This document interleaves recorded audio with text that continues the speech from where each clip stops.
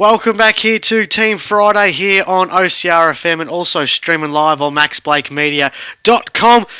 We're talking to now the number one GFL reporter for the Geelong Addy, also for Football Geelong Record. He's also on Channel 31 News Geelong, and he's also on the GDFL Footy Show, which is on tomorrow morning if you're in the Geelong area on Channel 31. Alex Tigani, when do you sleep, mate? I had a bit of a nap last time Colac defeated Newtown, but that was back in 2010, Max. So looks like I won't get any sleep tomorrow from the looks of things. Yeah, Tigani and Blake Cup tomorrow at the Central Reserve. Should be an absolute ripper. We all remember what happened last time these two sides met at the Central Reserve. They did meet earlier in the year, and unfortunately we did have a bet. We're going to have another bet as well, the Tigani-Blake bet, but you did propose that I'd have to get a wax on my face if Colac lost, I think it was over 36 points or something. You gave me a margin, but this week, Alex, no margin. This is a nose bet this week, mate. It's a big one. Tigers versus Newtown Chilwell. The Tigers were gallant last week against South Barwon, and Newtown boys had a good win against St Albans. How's this one going to pan out tomorrow? Well, yeah, before we do go into our round two of betting, I'm going to mention that of the last 7 encounters between Colac and Newtown has won the last 5 in a row. But a more significant stat, five of the last 7 encounters have been decided by 20 points or less. So It goes to show you how fierce this rivalry's become, Matt. Yeah, and even when Colac were dominating and Newtown weren't making the finals, it just seemed like the Eagles would bob up and really test them. I remember one game at your home ground where Colac, I think were on top of the ladder at the time, and Newtown were the bottom half of the ladder, and it came a draw. It was a thrilling finish. I think Woodmason kicked a behind and argued the point if it was a behind or a goal, and we had a draw. So Newtown just they've got the wood over the Tigers, but the Tigers, if they want to, build their season up and have a slim chance of the finals, which they're still mathematically able to do, they have to win tomorrow. Yeah, and they competed very well against the reigning premier in South Barwon. Of course, it's a very tricky task, but, they kept up with them for the first half. Newtown and Chilwell, they're playing a lot of reserves players the last 2 weeks just covering up a few injuries here and there, but looks like a full-strength side. And congratulations also to Sandhurst recruit Adam Healy, kicking his first goal on debut for Newtown and Chilwell last week. Yes, mate. Are the Tigers any chance? Well, last time that these two sides met, round 2, I was so unconvinced with the Tigers that I gave you a margin of some sort, like 30 points, for our bet. And they, to Colac's credit, they came within 20 points. So, look, Newtown and Chilwell will still be favourites. Newtown and Chilwell are playing as a top 2 side, in my opinion. Nevertheless, you can't underestimate the Tigers. I will have to tip Newtown, of course. 19 points is my final tip for tomorrow's footy record. But look, the Tigers have shown form, and it wouldn't surprise me if they could get the edge maybe in that first 3 terms tomorrow. I tell you what, one player from Newtown will absolutely love the Central Reserve, and that's David Wojcinski. Those widespread wings, we could see a fair bit of dashing. Fingers crossed he does play, though, Alex. We pumped up Matthew Scarlett all last week, and he didn't rock up, but fingers crossed we get David Wojcinski tomorrow at the Central Reserve. And look, the Colac faithful, all those who gathered along the Central Reserve last week, to see Scarlett, there was disappointment, but I'm telling you for a fact, you'll get your money's worth when you see number 15 running around for Newtown. Wojcinski, he's still got it. He's still got that flair. He's not in Newtown's best players every week, but it's those 1%ers, those, Wayne Harm-styles knock-ons towards goals, the tackles, the shepherds, the spoils. He knows when to interfere at the right moment, and he's guided Newtown to, what are they on? A 7-2 record. Yeah, exactly, mate. All right, bet for this round, mate.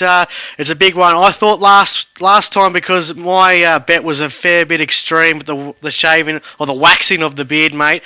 I've put up a challenge to you, Mr. Tigani. Now, you're off overseas for the next couple of weeks.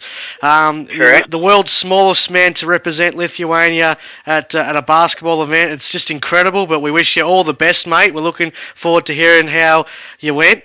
And and just hopefully you don't get crucified and just beaten up by the bigger blokes. But we're really hoping that you do well, mate. But it's a big one.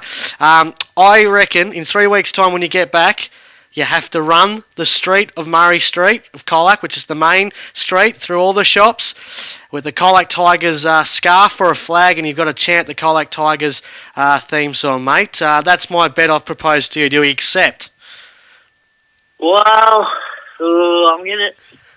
I'm thinking about it. It's good to have ladies first. You put your bet on the table first.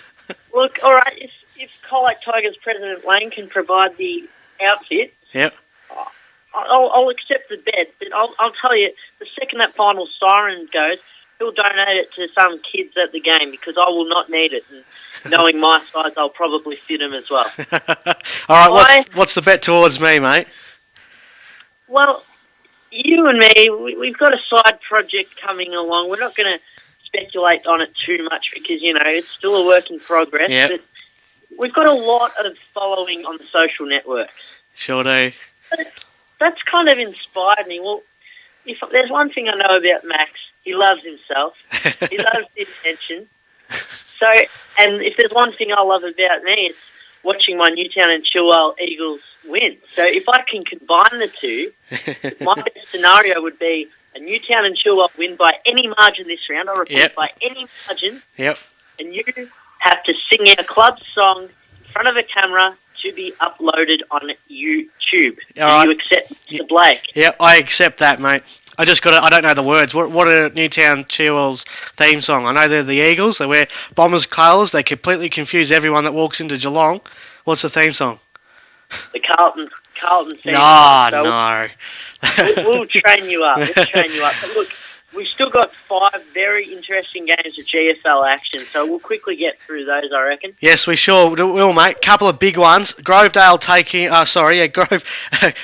taking on Bell Park. This is going to be a massive game. Winner can cement themselves in that top 2 position. Correct, and Newtown and Chilwell look set to leapfrog the loser of that match, presuming they defeat Colac, and I'm telling you now, Max, they will. Okay. I reckon, all right, forward lines, each club has a trio that have kicked a combined 50 goals already, so I think that will level.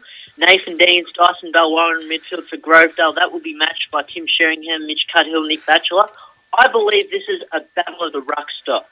Ryan Abbott and Zane Bale, who along with Lockie Veal, I reckon are the 3 best ruckmen in the league. So I think whoever gets the most tap-outs will win the clearances, and whoever wins the clearances will win the match. Being at home, I'm tipping Bell Park by 11 points, and I'll be covering this story to the Geelong Advertiser. Awesome, mate. I remember last week we spoke how the Grovedale Lara would be an absolute shootout, and what was it at the end of the day? 14 goals was combined goal kicking. So you can't predict these things, but this is going to be an absolute ripper of a game. Another one is South Barwon taking on St Joey's. Alex, 3/4 time on Anzac Day, St Joey's only trailed by a point. Since then, they haven't won a game. South Barwon, they're aiming for 19 wins in a row, mate. Can anyone stop them? Ridiculous, Max. 19 wins in a row. They're aiming for their 10th straight for the season. They're aiming for their 10th straight win at McDonald Reserve. They're unstoppable.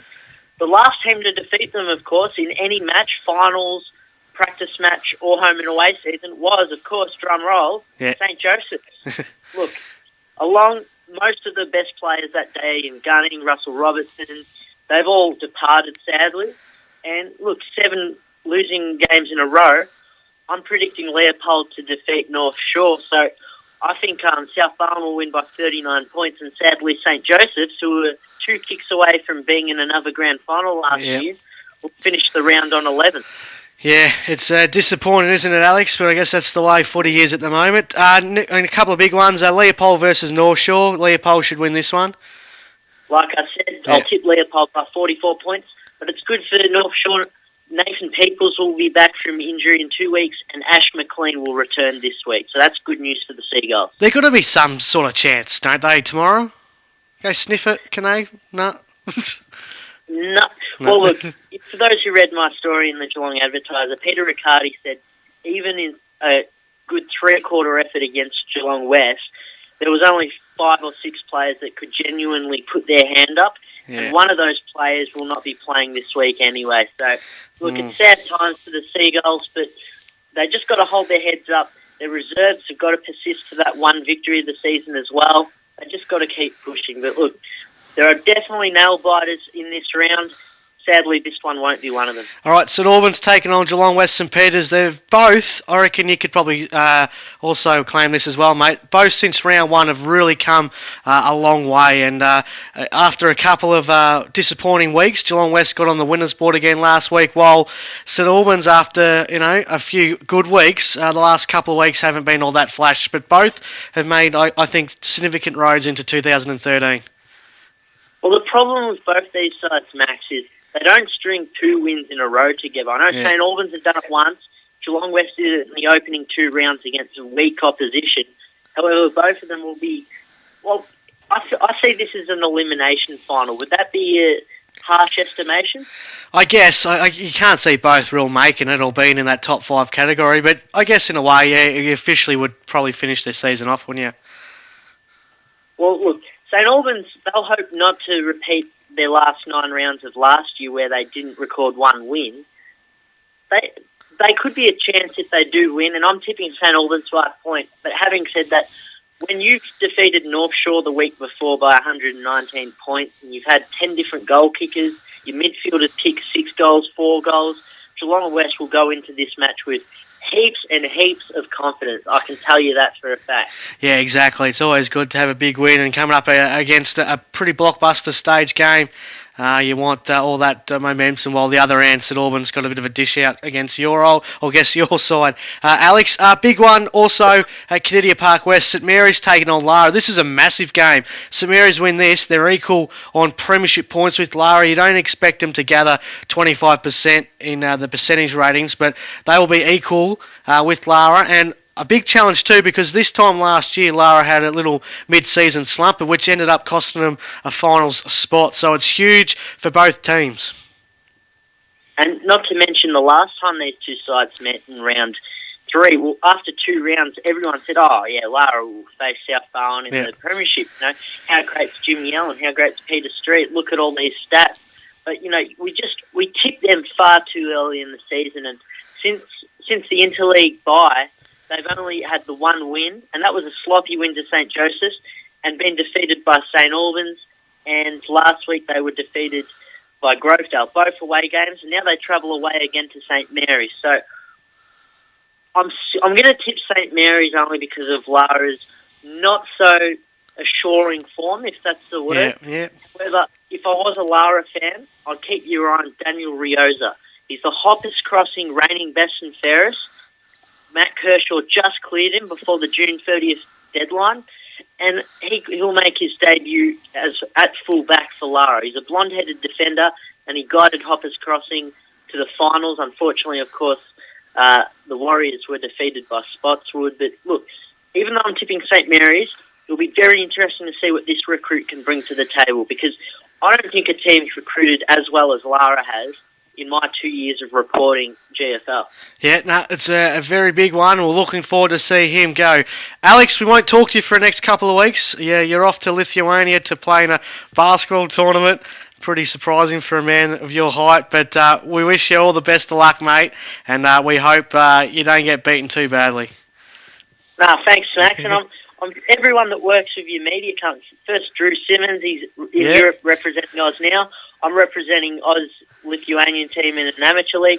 You must be the Coach Carter of the media world, mate. Something's happening. Actually, someone just did mention to me as I was walking in the office today about that. I think AJ Brady, who's just ducked out to get a coffee, I think he's really aiming for big achievements now. He could possibly be the next representative heading overseas for Australia. Something. I don't know what, but something. Maybe NFL. He's got the weight for it. I know I've kept you long, but this week in particular, if you saw the Socceroos play on Tuesday night and saw 80,000 people singing the Aussie national anthem, I'm telling you, it doesn't get any better than that. Exactly, mate. We'll speak to you in a couple of weeks when you've come home, but all the best of luck and good talk.